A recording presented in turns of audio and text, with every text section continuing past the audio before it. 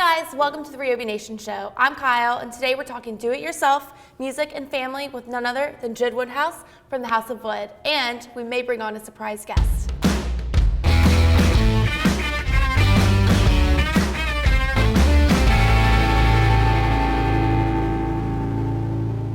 So let's start at the beginning. How did you even get in DIY in the first place? Okay, so I was pregnant with my first child, and we get this nesting instinct and where you're just like organizing things and you're setting up the room for the baby and you're getting ready. And my nesting instinct just kind of turned into building things. Yeah. So I started building things for the baby, and then it just kind of grew from there. I got more and more confident as I learned new skills, and yeah, I haven't stopped building since. What would you say your favorite project is that you've done? It'd have to be my kids' beds. My son has a cabin bed, and my daughter has a queen size bed, and it looks kind of like a reclaimed wood piece. Yeah, it's really pretty and really popular too. Like, I've seen a lot of people build it for themselves, and it's been so fun. Guys, stay tuned, and we'll be back to build with Jen.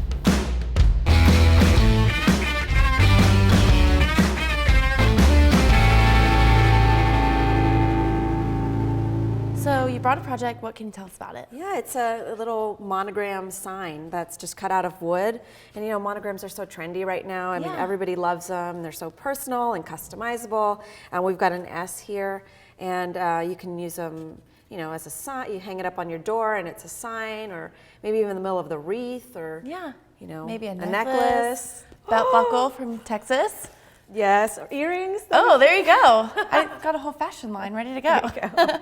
Yeah, and yeah, we use the scroll saw to cut this out because there are a lot of intricate cuts here, and so the scroll saw is perfect for that. It's very detail oriented. So as far as getting the shape to begin with, like, how do you start from the beginning? Okay, so I have a 1/2-inch piece of plywood right here. Okay. And you obviously want to trace a template or something. You can print it out on your computer or hand draw it if you're really good. I am not, so I use a computer and I print out, you know, something that looks like this. And then, so to get the template onto the board, there's a couple different ways. You can either cut out the template and then trace it onto the board, or what I normally do is I'll just place it right on top of the board, and then I'll take a ballpoint pen and I'll press really hard and trace that outline.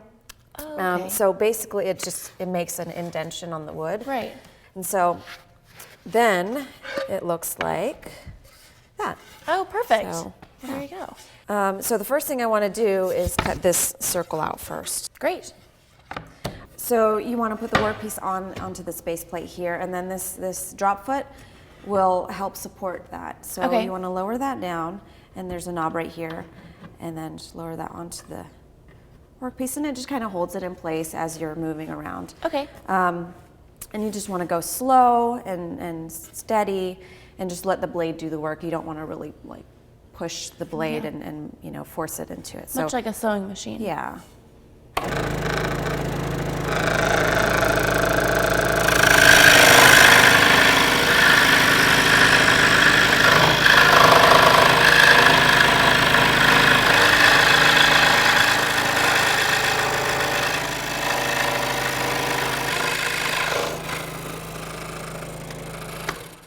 Okay. Awesome. I finished that.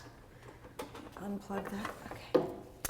So now, ta-da! Oh, perfect. Yeah, you definitely want to just go really slow, because you can always cut more off but not cut more on. Right. And then if you look here, there's no teeth on this side of the blade. So if you mess up or if you go offline a little bit, you can back it up and then start to move it forward again. Oh, that's perfect. Well, awesome. So now that we have the circle, how do we go from that to this? Okay, so you have these smaller pieces, and then here's a middle-sized piece, and then you've got the larger pieces. You always want to start with the smallest piece, because if you start with the big one and you cut that out, then your piece gets a little more flimsy, and it's, you know, you risk breaking. So you want to start with the smallest piece because you have the most support. Right. So then you cut those out, and now we're going to need to get the blade into the middle of this workpiece. So the way that we do that is we would drill a pilot hole with a drill. Okay. I've got a 5/16 inch bit in the drill.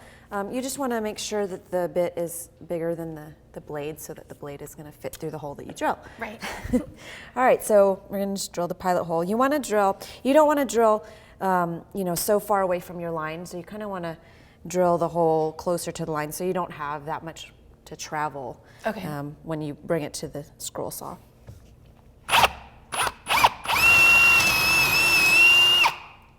Okay, so now that we've got the pilot holes drilled, we can move to the scroll saw. Awesome. All right, so I'm actually going to change the blade out because you obviously need to take the blade out so you can feed it through the pilot holes that you just drilled, but I'm going to use a different blade, and I'll tell you why. So here are a few different blades. This one is 7 TPI, this one's 15. TPI means tooth per inch. Okay. So this is 7 TPI, this is 15 TPI, and this is 18.5. The one that we have right now is 7. Okay. And that was great because when you're cutting out that perimeter, it's a little faster. You don't need, a finer tooth. Because with the less teeth, it's not going to be as fine as, like, the 7's not going to be as fine as the 18.5. Right. The general idea is, the more teeth, the finer the cut. Okay. And so I do want the higher TPI for these smaller parts because it's a little more intricate. Smooth. Yeah, and it makes a smoother cut. So you want to make sure that the tool is unplugged when you're switching out blades. So the first thing I'm going to do is loosen this tension. Okay. And then there's a knob down here, and then there's a knob down here, and I'll loosen that. Take that blade out. Okay. And this little throat plate actually pops out too, so you have a little easier access. Okay.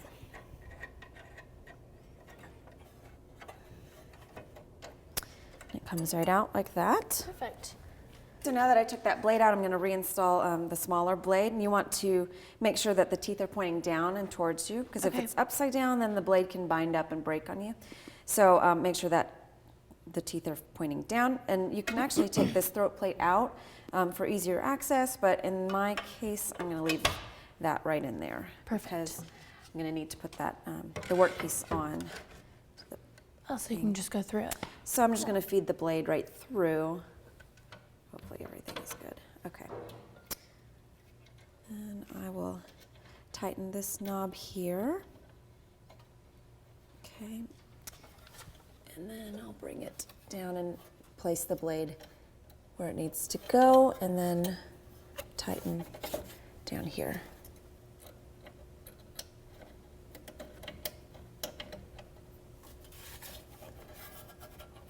And then tighten that knob right there. Let's see. Okay. Then I'm going to tighten the tension, and if you listen, it's kind of like tuning a guitar. Yeah. I'd say you're pretty familiar with that. Do you hear the difference in pitch? Mm-hmm. The lower the pitch, the looser the blade, and the higher the pitch, the tighter the blade. You don't want it too tight or too loose, otherwise the blade will bind. Okay. You just kind of want it just right. Okay, now we're going to lower this drop foot to kind of support that. And there's a knob right here too, and I'll show you, you can adjust speed on that. Okay. All right, so now we're going to plug the tool in and get rolling.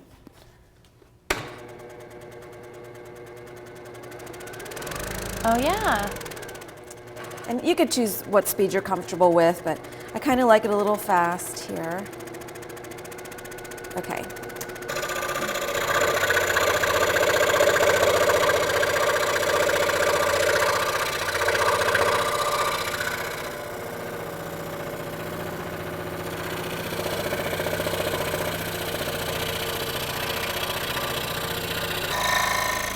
Okay, Kyle, I want to show you something over here. Yeah. So I've got the blade coming this way, but now I've got to go back this way. Right. So what I'm going to do is I'm going to cut myself a cutout. Okay. So I'll go from here and then kind of slide over and make this cut over here. Okay.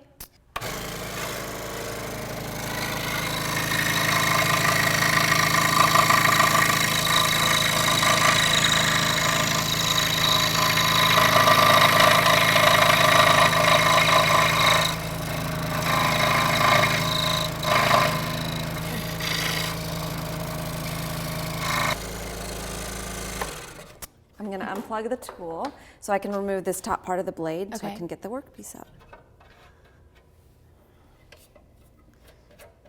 Tension, there we go. Okay, so we made that last cut and we are done. Awesome. So now you would sand it. I would start with 150 grit sandpaper and then move up to 220. And I recommend that you would hand sand it Okay. just because it is so delicate. And then you can paint or stain it whatever color you want. Perfect. Well, we made the intricate cuts with the scroll saw, and we had talked about earlier how it gets into these tight spots, but you can also Right. do less intricate but still kind of rounded cuts with a jigsaw. And so you brought us this project that you did with the jigsaw. Yeah, so I make these name signs and sometimes they're like super big, and the reason why I would use the jigsaw for this is because if I have these massive work pieces, I don't want to have to maneuver like this behemoth Right. on this tool. I would rather move the tool around the workpiece. Right. So That makes when you have the sense. jigsaw, and it's the same thing with the blades on that too, like the finer the cut, the more teeth. Okay. And I usually like to use, they call it a scrolling blade or a scroll blade Okay. for the jigsaw, because it's just really small and skinny and it gets in the tighter spaces. Okay. They're Awesome. super easy. Yeah, you make it look easy. So, guys, thank you so much for joining us, and we'll see you next time on the Ryobi Nation Show.